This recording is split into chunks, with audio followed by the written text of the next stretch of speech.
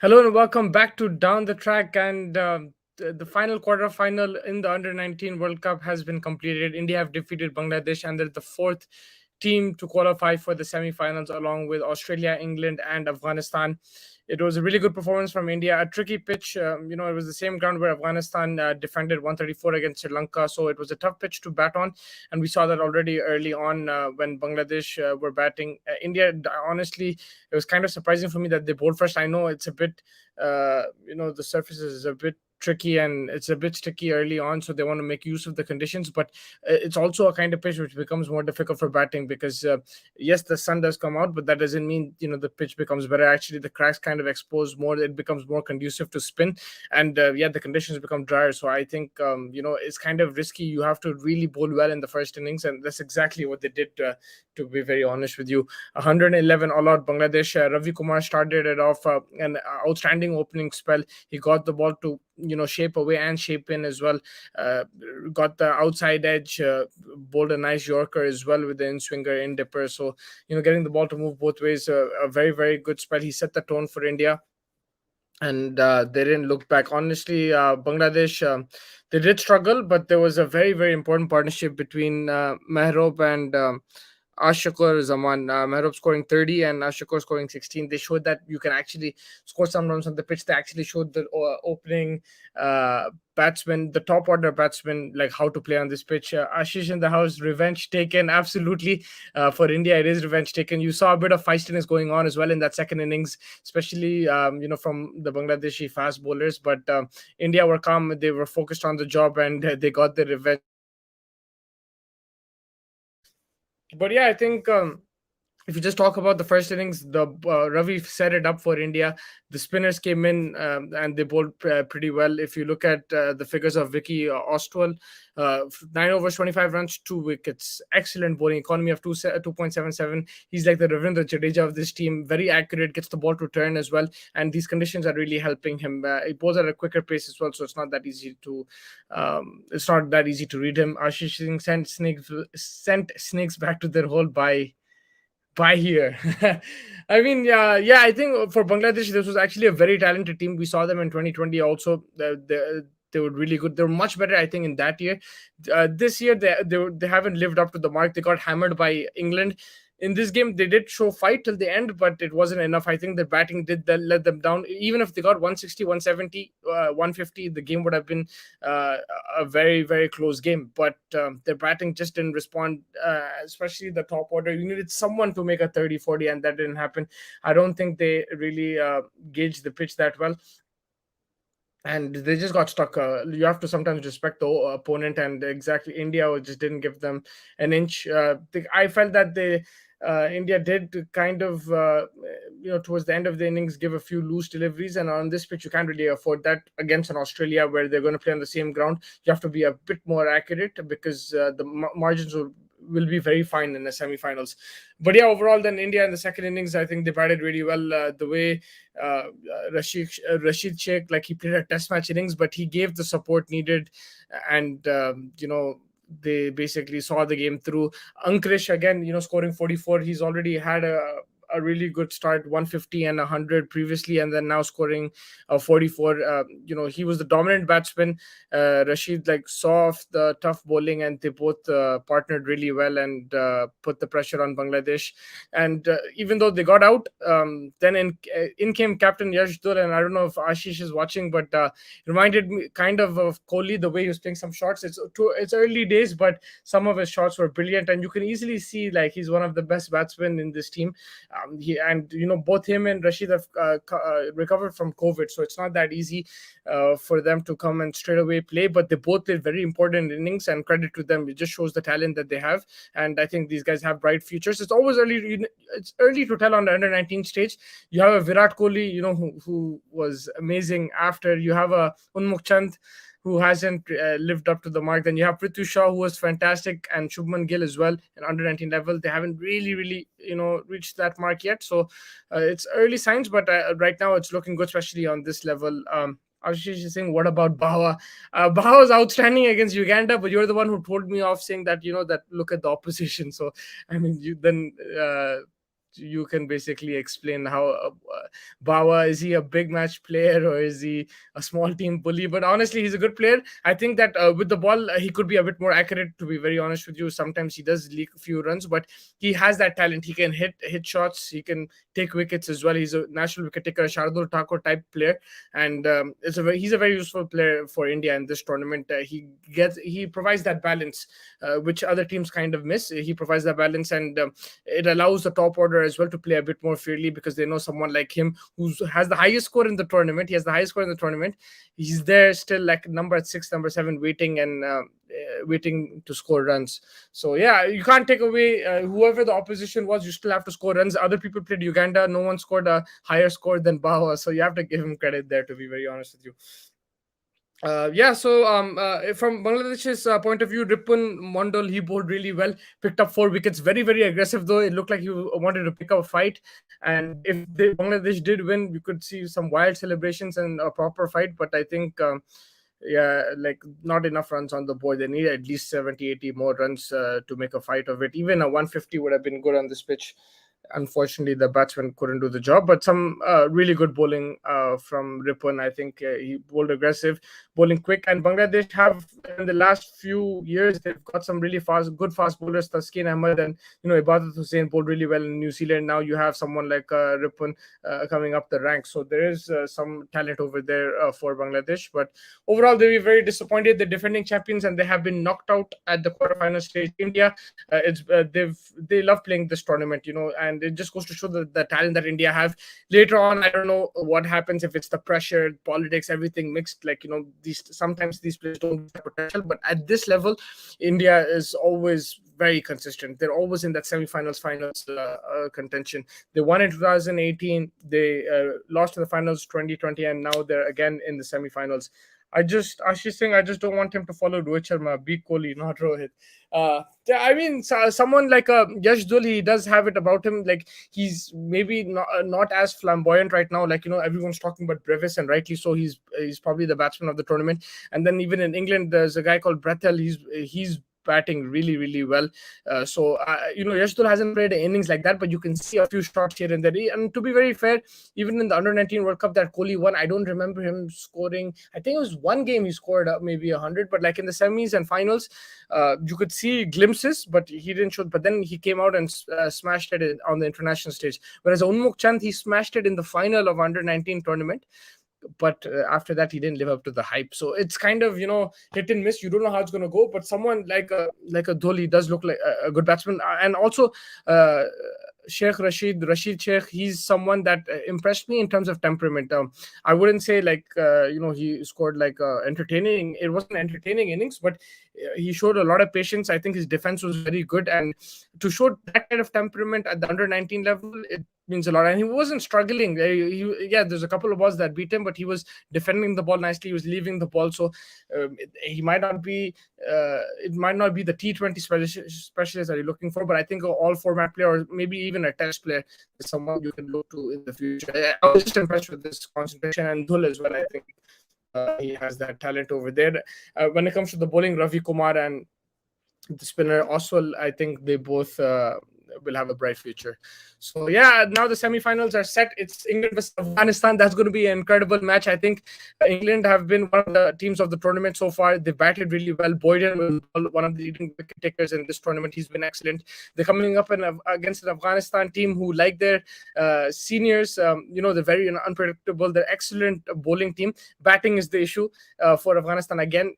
Even on the Under-19 stage, batting is an issue. If they can get to close to 200, I don't know if they're going to play on this ground. If they do, that'll suit Afghanistan. But I think their batsmen need to put on the runs, need one or two contributions, and then the bowlers can really pile on the pressure. For England, they have some excellent other opening batsmen scoring a quick fire 80 of just 40 odd balls. Is one of the best innings of the tournament in the last game. But I think someone playing someone needs to play that spin of Afghanistan. That's going to be the key, the spin. And also the fast bowlers. I've seen the opening bowlers for Afghanistan, they have a bit of pace in them. And the Pakistani attacks, even on the under 19 level that we were used to, we're seeing that now in Afghanistan. Very powerful bowling attack, and they're like a bowling unit who can cause problems on their day. And yeah, let's see how it goes. I think they did reach the semifinals in 2018, if I'm not mistaken, and they lost to Australia, where Pope took like 7 wickets. So they will have to be careful against England, because England are a good side and they have that kind of template that Morgan has set in the senior team. The junior team is kind of following that template, because in the past they haven't been that successful, but now they changed the way they play. They're playing a bit more aggressive. So Afghanistan need to be careful, but I think more than Afghanistan, England need to be careful, because England are favorites probably going to this game. Afghanistan have lost a game in this tournament, but England are unbeaten so far. But it's Afghanistan who have some crazy wicket takers, and they have some match winners, which will make England's life difficult. Then the India-Australia semifinals, again, I honestly thought Pakistan would beat Australia, but Australia played really well. The toss, Pakistan put Australia into bat. Will India do the same? We don't know. Today India did bowl first, but it is risky because Australia have some good opening batsmen. They have a good middle order as well, and then with the ball, a couple like Lions. So India will have to be careful, but India also have an excellent team. I think from batting to bowling, they're pretty much sorted. The fielding is pretty good as well, and on the day, anyone can win. But I think India, especially if they bat first and put on a good score, maybe 250, 230, they will really put pressure on Australia. It'll be interesting to see what the teams do, because I think India Australia it is actually on this ground, which was today, and it's a very tough ground to bat on. So it'll be interesting to see who wins the toss and what they do, whether they bat or bowl. I would personally bat and try to get 160, 170 and just put pressure. It's a semi-final knockout stage, and it's a World Cup. They're young boys. There will be pressure. So I think I would bat first on this kind of ground. So the two very exciting semifinals. The quarterfinals so far have been a lot of fun as well. The game of the tournament so far for me has been the Afghanistan versus Sri Lanka. That was an amazing defense. To defend 134 and 50 overs, a remarkable achievement, and to win by 4 runs on top of that against a Sri Lankan team who look one of the best sides in this tournament. They had a very good Asia Cup. They lost in the finals against India. To tackle a team like that, credit goes to Afghanistan, and that was probably for me the game of the tournament so far. Hopefully the semi-finals and finals also live up to the billing, and we get to see some good cricket. And yeah, let's see how it goes. Saw Lakshman there in the stands as well. So Team India have some good coaching there. Sri Lanka had Harvard, it didn't really work out, but they did play some good cricket. So it's good to see these youngsters learning from these experienced players, and trying their best basically. So let's see how the semifinals finals goes. Until then, make sure you like and subscribe. Also the PSL games today, some good. The first game was very entertaining. Second game not so much. Karachi off to a very poor start. Babar Azam will be under pressure now. A lot of people will talk about his form in particular. He's scoring runs, but those 20-30s, he's not getting the support. So will they question his captaincy on the field? Will they question his form? I think he might feel the pressure later on, but right now it's early days. Whereas Multan are looking very, very good. Multan are looking like the team to beat right now. Mohammad Rizwan is in the form of his life, scoring 50s, 60s. He'll probably score 100 in this tournament, but he's in excellent batting form. There's one straight drive that he hit today. Oof, it was excellent to watch. So yeah, Multan looking good. They chased 200 plus against Lahore. Lahore, I felt they batted really well. It was Fakhar Zaman who laid the platform. Excellent batting, aggressive, very severe on the cut and even on the pull. He batted really well, made the full use of the power play. But after that, they did get 200. But just they couldn't bowl. They couldn't bowl well. Shaheen Afridi, I felt he was excellent in that second last over. Pulled the game back. 16 runs to defend, and Haris Rauf gave it away. 4 balls, 4 boundaries.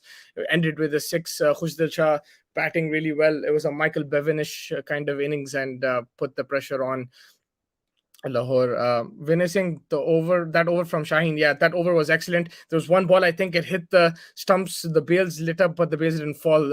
It was an excellent over. He could have got another wicket as well. Uh, but he just didn't get the support. And Haris Rauf has played for Pakistan. He has that experience. We've seen him get hit also for Pakistan in the death overs. And I think the problem with Haris Rauf is that he doesn't have variations. He did develop a slower ball here and there, but he tries to bowl too quick sometimes. And sometimes in the death overs, they use the pace, and if you're bowling at one pace, the batsman kind of gauges what you're doing, and he'll put you away. So I think they're just not getting. I mean, Haris Rauf. It does have an issue sometimes at the death overs, and he plays for Pakistan, so you expect more from him. If you lose the game, it's okay, but they did try. But I think the first all four balls went for boundaries. I think that is kind of a worry.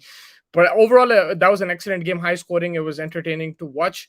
And Multan, they're defending champions, and they're playing like that right now. And when their captain is playing like that, I think anything that he touches is turning to goal. So credit to him for that. And Shan Masood also looking good. I think that right hand, left hand working for Multan it's causing the new ball pairing. And even Rashid Khan kind of had to adjust to that. It did kind of cause an issue.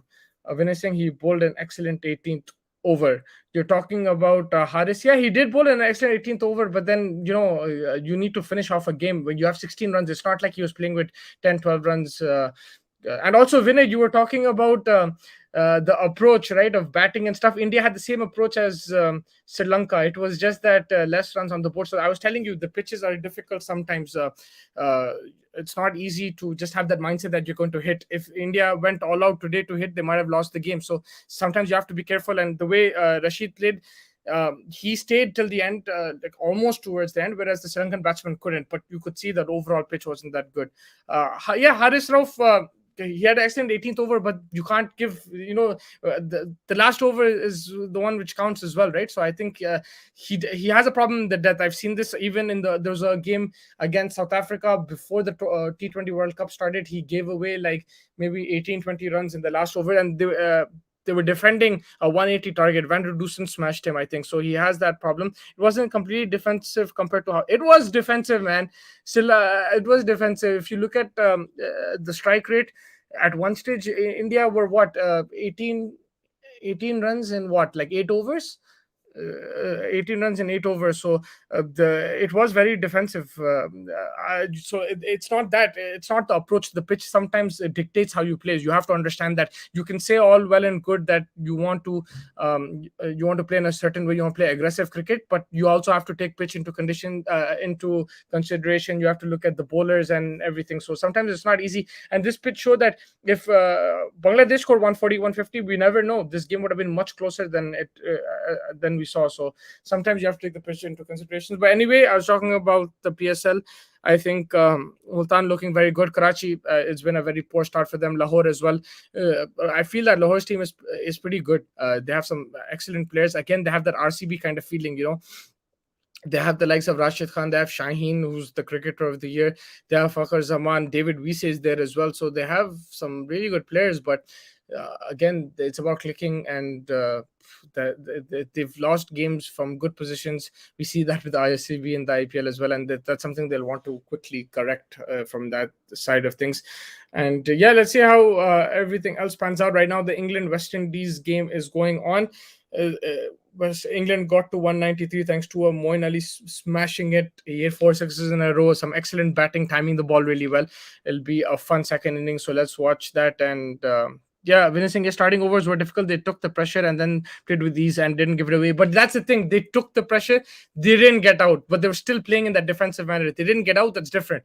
So it's not really the approach. The approach was very similar. It's just that they were better in terms of their technique, and also they had, I think, lesser runs to play with Bangladesh. So India had that in mind. And also, I think Rashid himself is a technically excellent player. He's very, very good, very decisive. I think defensively, he's very solid. He has a good technique. So I think that's the thing. Runouts come from pressure, right? We saw that yesterday, Pakistan versus Australia. In the beginning, Australia, they kind of started slowly, and Pakistan missed 3 or 4 runouts. Afghanistan hit everything. They hit direct. They hit it towards the fielder, very accurate in their fielding. So you have to give credit to the team as well, who's creating those runs, because Pakistan had those chances and they didn't take them, and at the end they conceded 270 runs. So it's a mixture of things. You're also correct in your way. I'm not saying you're wrong. Your opinion is also valid. I'm just saying it's a mix of things. It depends. A lot of things dictate the way the game is going. You can't just say a mindset or a particular mistake. It's good to analyze things, give your opinion in that way, and nothing is right. It's not like I'm right or you're right. It's nothing like that, but it's just a mixture of things. I feel it's very difficult to pinpoint one thing in particular, and we've seen on this pitch in particular in the under-19 World Cup, it's not that easy to bat. But yeah, thank you so much for joining me, Vinay, Ashish, and everybody else.